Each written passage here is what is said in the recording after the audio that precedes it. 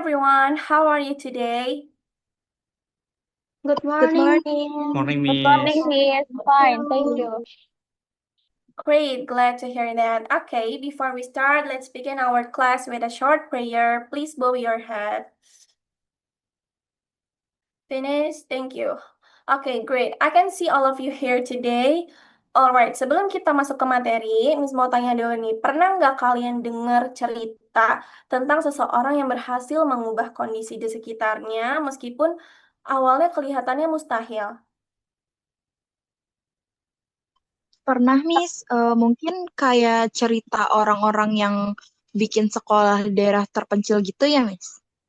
Oh, good example, Marsha. Exactly. Cerita-cerita seperti itu. Nah, hari ini kita akan belajar tentang sebuah teks yang menceritakan hal serupa. Dan kita akan analisis teks itu menggunakan struktur yang namanya narrative text. So, by the end of our lesson today, I want all of you to be able to first identify the structure of a narrative text. Second, recognize the language features. And third, connect the moral of the story to your own life. Got it? Yes, Miss. Okay, let's start. Does anyone know what a narrative text is? Pernah dengar istilah ini sebelumnya belum? Pernah, Miss. Ini tentang cerita gitu ya, Miss. Terus di dalamnya ada tokoh-tokohnya. Yes, that's right, Mutia. Good. Jadi, a narrative text is a type of text that tells a story. Bisa fiksi, bisa juga berdasarkan kejadian nyata yang disusun secara kronologis. Bisa atau berurutan. Tujuan utamanya itu ada dua, to entertain the reader alias menghibur pembaca dan to deliver a moral message atau menyampaikan pesan pesan moral dan perjalanan hidup seseorang. Clear? Clear, Clear, Miss. Miss. Clear, Miss. Perfect. Now let's look at the text we are going to analyze today.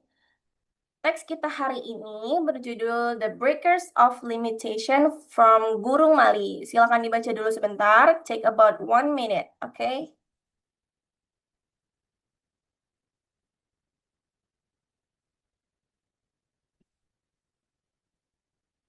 Oke, sudah?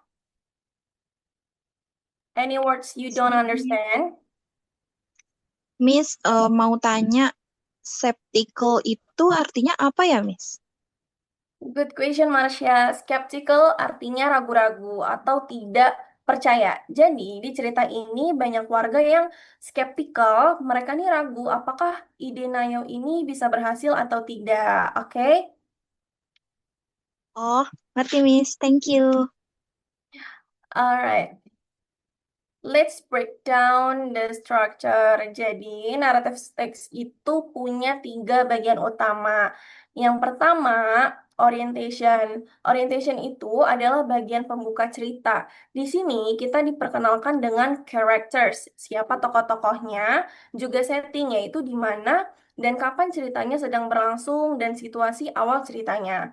Look at the first paragraph. Our text in a remote area of West Kalimantan, there was a small village called Burung Mali. Nah, ini adalah orientationnya. Kita tahu settingnya di mana, settingnya di desa terpencil di Kalimantan Barat. Nah, tokohnya ini siapa?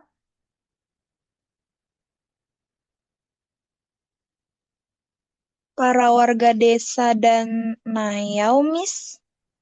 Exactly, the villagers and later we meet Nayao. Great, Marsha. Oke, lanjut ke bagian kedua, complication. Complication ini adalah bagian di mana muncul masalah atau konflik. Ini adalah turning point atau titik balik ceritanya. In our text, what is the problem?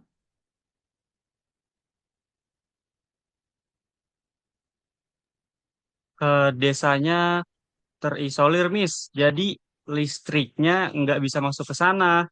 Terus Naya punya ide, tapi para warganya nggak percaya.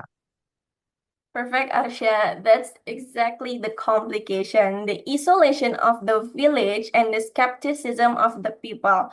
Konflik inilah yang bikin ceritanya menarik dan bagian terakhir ada resolution. Resolution adalah bagaimana masalah itu dapat diselesaikan. Okay, so how does the story end? Mereka gotong royong bikin pembangkit listrik tenaga air, Miss. Dan desanya memiliki listrik. Beautiful. Good job, Diva. Yes.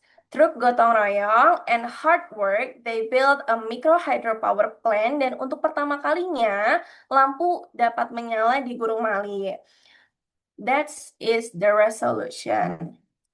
Okay, now let's talk about the language features. Ciri-ciri kebahasaan yang membuat sebuah teks dikategorikan sebagai naratif teks itu ada 3 yang harus kalian ingat. Yang pertama, ada simple past tense. Karena kita menceritakan sesuatu yang sudah terjadi, kita pakai bentuk lampau. Contoh dari teks, the village was beautiful. Nayao did not want to stay in the dark. They built a micro hydropower plant. Keywordnya was, did, and built. Semuanya past tense. Got it? Got it, Miss. Jadi kata kerjanya berubah jadi bentuk kedua atau V2 ya, Miss? Exactly, Diva. Verb to or verb form to.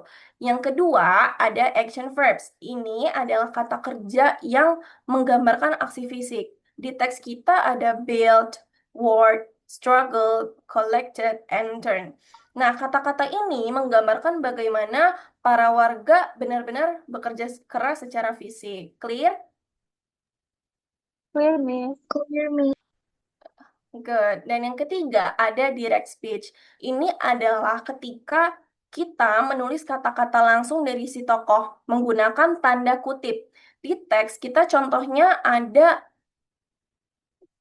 we can use the water to make our own electricity, said Nayao.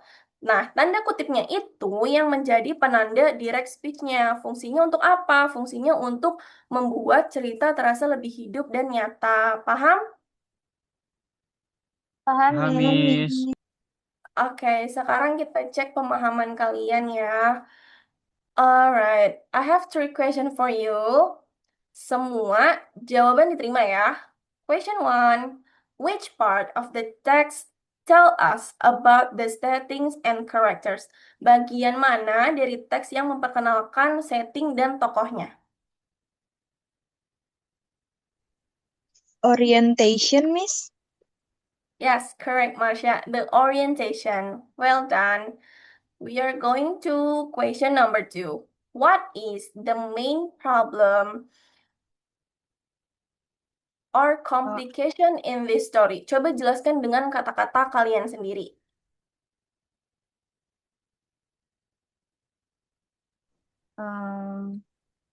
Masalahnya itu ada di Desa Gunung Mali karena terlalu terpencil sehingga listrik tidak bisa masuk. Lalu Nyau memiliki ide namun banyak warga yang tidak yakin itu idenya akan berhasil. Excellent, Putri. Very well explained. The isolation and the skepticism, those are the 2 layers of the complication. Bagus banget. And the last question, question number 3. Can you find one example of simple past tense from the resolution paragraph?